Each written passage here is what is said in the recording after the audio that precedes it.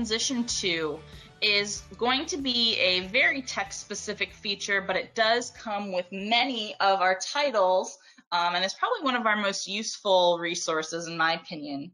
And that's going to be our ACES inventory. This is available with any of our GORE texts, so Connections Essentials. It's also available with our step-by-step text. And it's also available as a standalone product. So even if you don't want to use a full LaunchPad or a full textbook, but you like ACES, know that you can get access to just that. And this is my favorite, this is a great resource for both the online student and even when you go back to face-to-face classes, there's still a lot of value to be had here. So ACES stands for the Academic and Career Excellence System.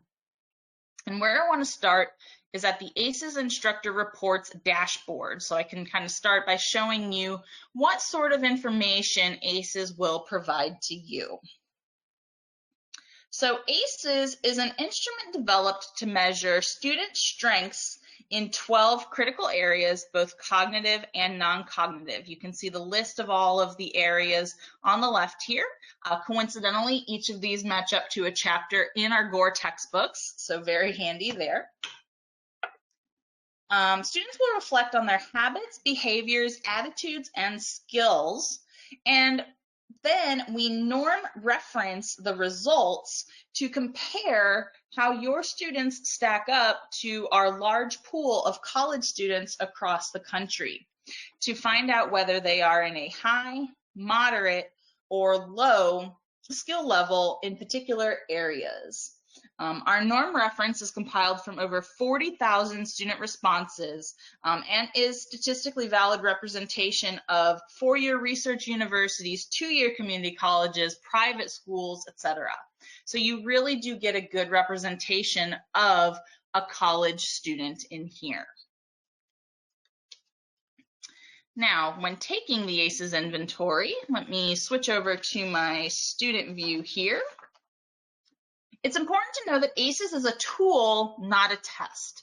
It is self-reflective. There's no right or wrong answers. I'm going to jump into my student account where I've actually gone through and answered some of the questions here.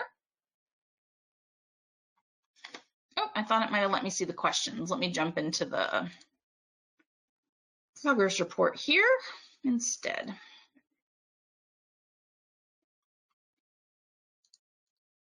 Okay, so students are going to be presented with statements such as, I'm aware of my strengths and weaknesses as a student, or I feel a sense of control over my academic performance. Then they rate their agreement with those statements on a 6-point Likert scale from strongly disagree up to strongly agree. Students take ACES ideally towards the beginning of the semester so that you can get a nice snapshot of how prepared they are at the start of the semester and maybe what you want to work on throughout the semester. But what's great about the student report is after they've answered all the statements, it takes between about 15 to 20 minutes because again, there's no right or wrong. It's just reflection. You should work through it pretty quickly. But students are presented with their scores again on that national norm to see how their preparedness for college stacks up against everybody else. It identifies area for growth based on the results you see here. So as an example, this student has a really good grasp on note-taking and test-taking. They've got an all right grasp on these areas in yellow, but really they're struggling a lot with motivation, decision-making, reading, memory and studying, and critical thinking and goal setting. They could also use a little bit of help with their learning preferences. Students can then drill down into each of these areas and get some specific feedback on what those results mean. So we tell them what it means that their percentile rank is at, in this case, 13%. And then we provide them with next steps. So how do we improve in this area?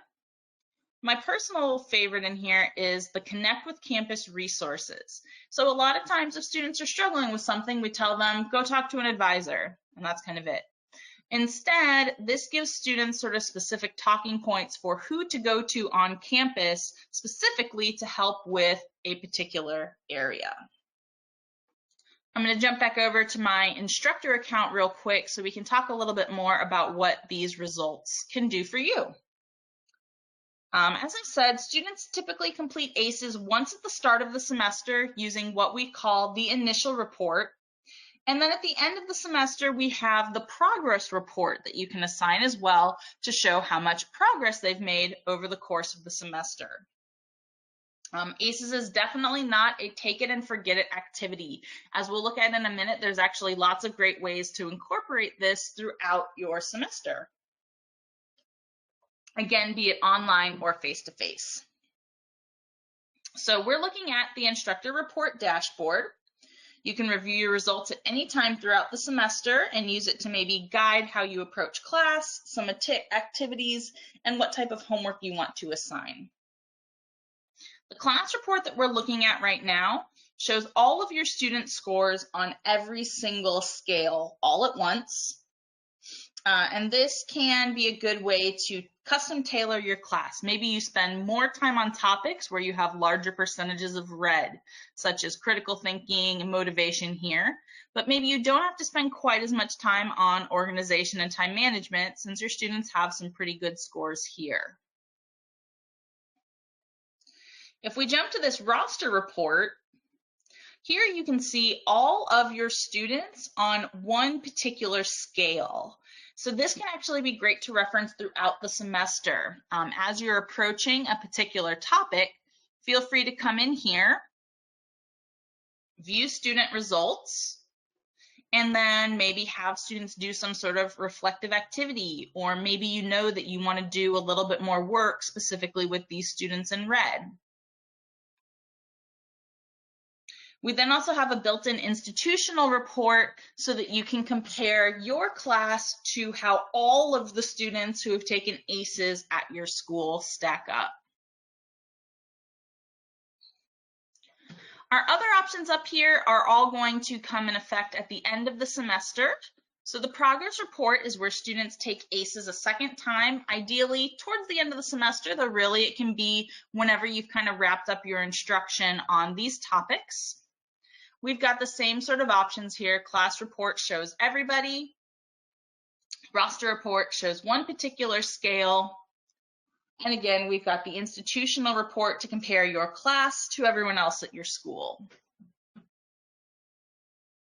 What gets really helpful, though, are the comparison and change tabs. So with comparison, you get to see students' initial and progress report scores side by side, so you can get a snapshot of how much they improved, again, compared to that national norm. So you can see how has your class done over the course of the semester compared to everyone else. Again, roster and institutional are available here. What I think shows the true value, though, in ACES is this change tab. And here it removes the results from that national norm, so you're not necessarily doing that nationwide comparison, but instead it gives you the raw numbers and how much your students have improved, or admittedly some areas do go down a little bit. Sometimes people are a little bit more self-aware after the semester's over. Maybe they put a little bit too much thought into it, trying to improve their score, whatever it may be. But this gives you a really good glance at just how much they've improved after working through your course. The last thing I want to show regarding ACES is actually going to be back out of the reports dashboard. So I'm going to click Home. And note that you do have this whole folder available to you where you can view the inventory questions, view the feedback that's given. But what I think is especially helpful is this instructor's guide to using ACES. We give you a little overview of ACES, kind of what we spoke about today. But it also takes you out to our knowledge base where we have all sorts of helpful resources for you here. So we talk about how to build ACES, which just involves you setting up your LaunchPad course and assigning it. It discusses how you can use those instructor reports in your class. So how do you interpret the numbers? How do you explain ACES to your students? And then my personal favorite is number 8 here, following up on the ACES reports.